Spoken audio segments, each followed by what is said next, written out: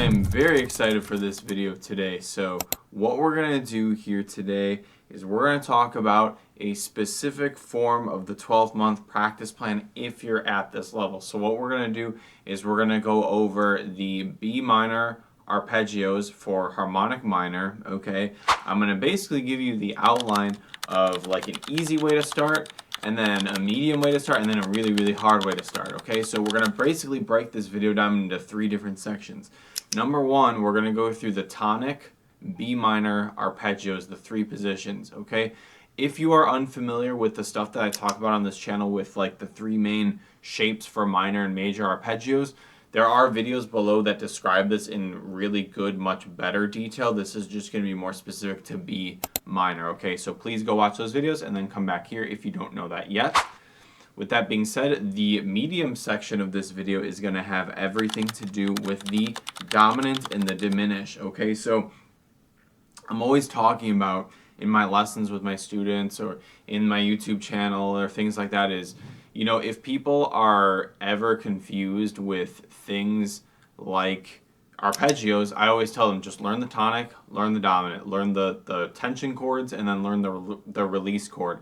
And then from there, everything else will kind of make sense, okay? Then from there, at the end, we're going to work on the predominant chords. So things like the 2 or the 3 or the, I guess not the 2, that'd be diminished, but the 3, the 6, and then the 7 if you're doing major, you know, so we'll go through all that stuff and it'll all make sense here in a minute, okay? First, before we start though, if you feel like you are really struggling with guitar, if you want the most beautiful blueprint ever of how to shred with arpeggios, scales, with how to get the fretboard down, how to go through the 12-month practice plan, and just how to shred with really good solid technique and sound really melodic and really, really cool, go ahead and click the link below. I have the freaking best masterclass. I put so much effort into it, and I love working with my students directly. It's not just a course that I give you a packet and then say bye. We actually talk to each other and we work together. So go ahead and click on the link below and then apply there. We'll talk about all of your playing and stuff, and we'll make sure that this is something that you actually want to do and it can actually help you.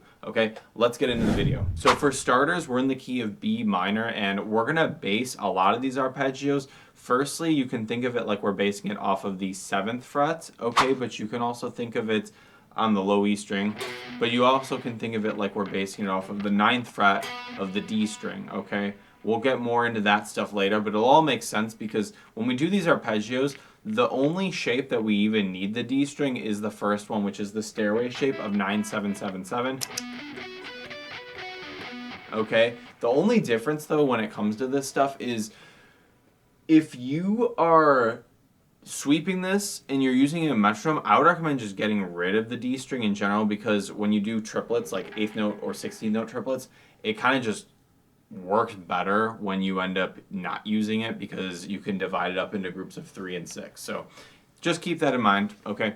But we're going to sweep that 9-7-7-7 and then 10, okay? So part of what I tell my students with the 3 shapes is you can use the 3-4-5 rule if you don't know where to go to the next one, if you don't have the fretboard down yet. So 3 meaning the root on the high E string to the 3rd is 3 frets apart. 4 meaning the 3rd to the 5th is 4 frets apart, and then the 5th to the root is 5 frets apart. So 3, 4, 5. So we'd be at 14 and do the D minor shape, and then we'd slide 5 and do the backward staircase shape. Okay, so those are your 3 shapes. Now I'm not going to go too much in depth with what you can do over here, but for those of you that are keen on octaves, you know that these shapes, you can just move it back an octave, anything past the 12th fret, okay? So anyways, dominant ones are actually relatively simple too. So since we're in the key of B minor, the dominant chord would be F sharp major, okay? So all we need to do is find the first tonic and then set ourselves up by going back a fret and just changing the shape to this one, kind of like a D chord on 6, 7, 6, and then 9. And the 3-5-4 shape does work with this, but it works instead of doing 3, 4, 5, you do 3, 5, 4. So you go 3 frets up, then 5 frets up, and then 4. Okay?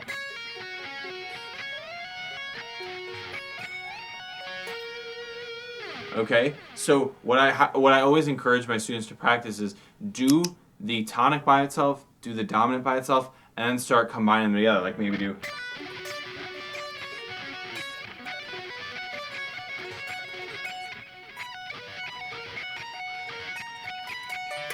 Okay, now one thing that you can add to this, by the way, is you can add diminish in the same spot if you start it at the right spot. Okay, so when we're here, that note right there is the leading tone, so you can start diminish right there, and you can do whatever diminished shape that you want to do. Okay, you can also start on the 2.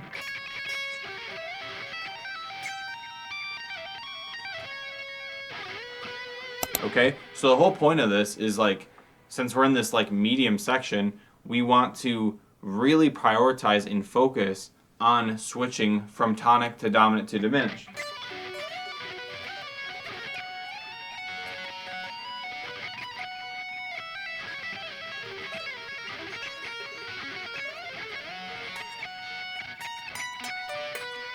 Okay, and so on and so forth. Okay, so one more time with that dominant, let's do it again. We have, whoops, sorry, right, and then we have this middle one, 14 to 9, and then 11, 11. Slide to the 18. Then you're going to go to 14, 14, 15. And maybe resolve it, right? Okay, so by this time, we've gotten the easy one and we've gotten the medium one done, okay? So here's what we can do to put the cherry on top, okay? Let's talk about doing a chord like, let's say the 6th chord, because the 6th chord is a relatively easy one that we can do. I always like doing the 6th chord because the dominant chord is right here, which is the 5, so just bump up a fret, and that's a G chord, which is your 6th. Right, and you could do it there. Right?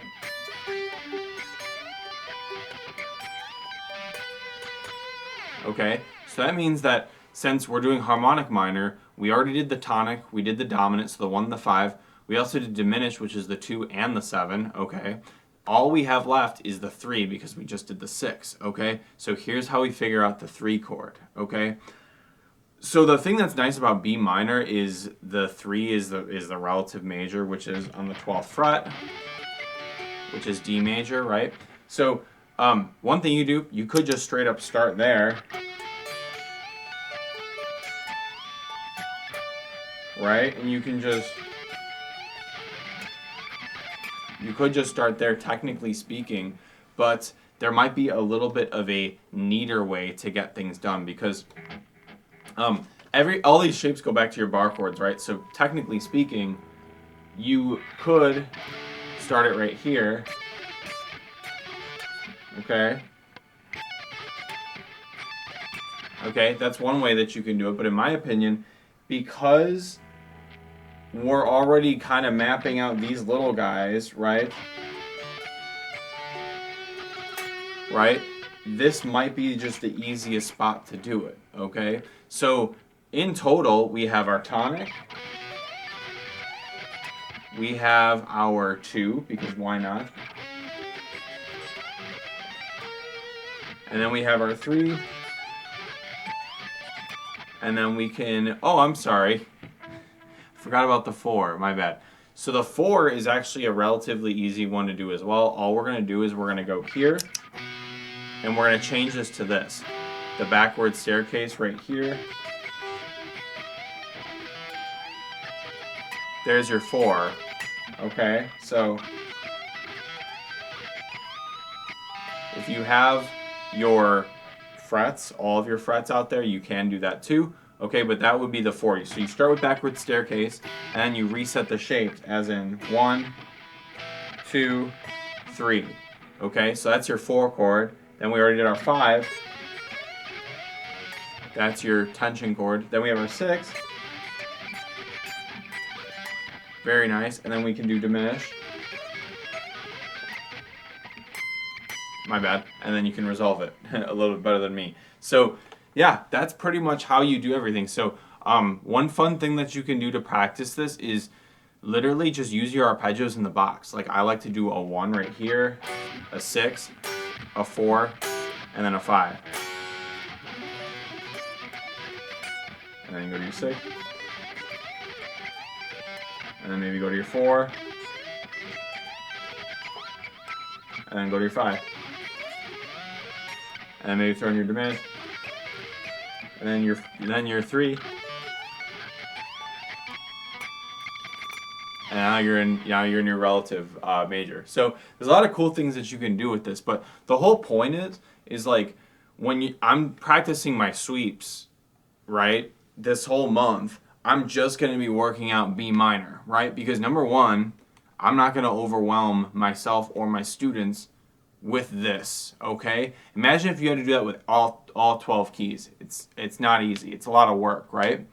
So that's what I'm going to be doing this month with my arpeggios. Obviously, for me, I'm going to be doing a lot of really bigger ones.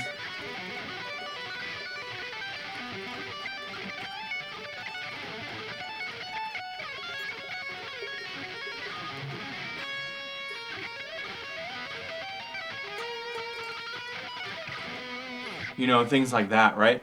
But you might not be at that level yet, and you may not feel the need to necessarily do that. So all you need to do is do those 3 note per string, or I'm sorry, the 1 note per string with 3 strings type of ordeal. Okay, so those simple arpeggios are the easiest ones for you to do. Like I've said, if you want a blueprint on this, if you want like the ultimate here you go ordeal with actual help from a real person and not just, you know, some course or whatever, like just hit the link below. You'll see the application for the masterclass. It's a freaking awesome community, and I would love you to be a part of it. All right, I'll see you guys in the next video.